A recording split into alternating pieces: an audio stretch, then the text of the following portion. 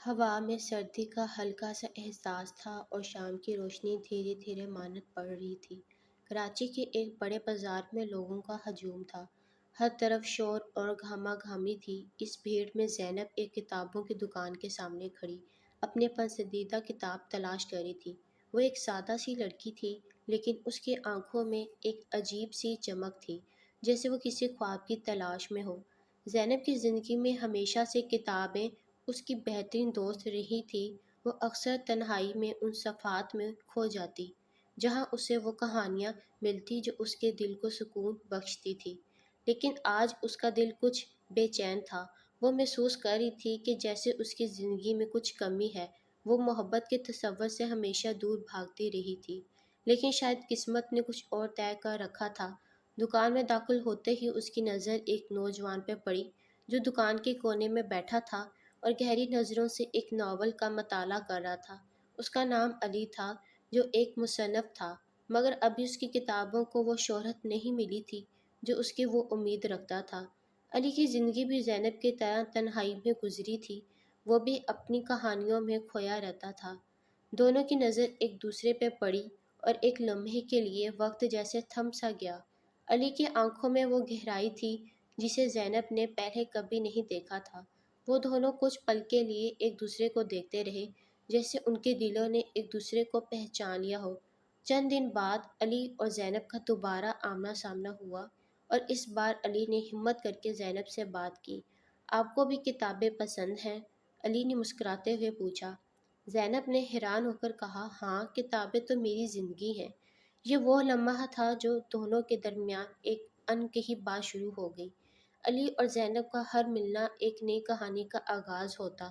وہ دونوں ایک دوسرے کے ساتھ کتابیں، زندگی اور خوابوں پہ بات کرتے رہتے۔ علی کی محبت زینب کے لیے کسی کتاب کی طرح کھلنے لگی تھی، اور زینب بھی آہستہ آہستہ اس محبت کے سائے میں پناہ لینے لگی۔ علی کی محبت میں ایک سچائی تھی، اور زینب کے دل میں ایک خاموشی تھی جو اب ٹوٹنے لگی تھی۔ وہ دونوں ایک دوسرے کے دل کی آواز سمجھنے لگے تھے، لیکن محبت کا سفر کبھی آسان نہیں ہوتا۔ زینب کے گھر والے اس کی شادی طے کر چکے تھے، اور وہ یہ بات علی کو نہیں بتا سکتی تھی۔ ایک دن جب علی نے زینب کے چہرے پہ اداسی دیکھی تو اس سے پوچھا، کیا ہوا؟ تم کچھ پریشان لگ رہی ہو۔ زینب نے سر جھکا کر کہا، میرے گھر والے میری شادی طے کر چکے ہیں اور میں کچھ نہیں کر سکتی۔ یہ سن کر علی کے دل پر جیسے ایک بوجھ سا آ گیا۔ وہ جانتا تھا کہ وہ زینب سے محبت کرتا ہے، لیکن اس کی محبت کو قربانی دینی ہوگی۔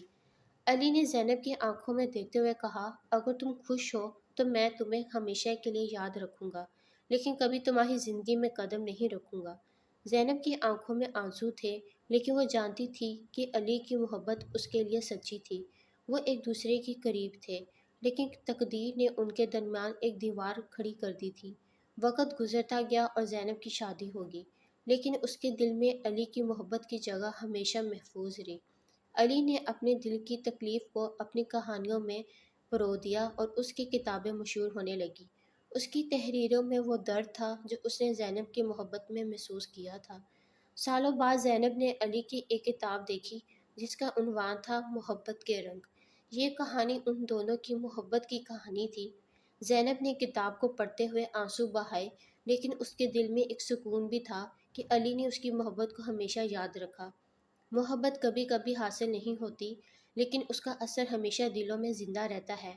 علی اور زینب کی محبت بھی ان کی زندگیوں میں کہیں نہ کہیں ہمیشہ موجود رہی، جیسے ایک خوبصورت یاد جو وقت کے ساتھ ساتھ کبھی پرانی نہیں ہوتی۔